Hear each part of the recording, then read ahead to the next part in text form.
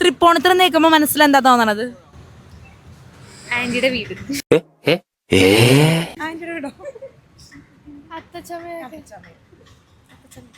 തൃപ്പൂണിത്തുറ നീക്കുമ്പോ മനസ്സിൽ എന്താ തോന്നണത്?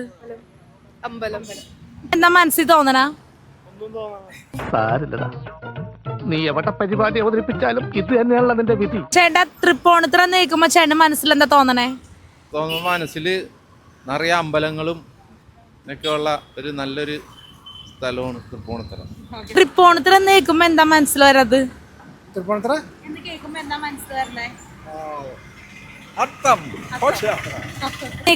എന്താ മനസ്സിൽ തോന്നണത്?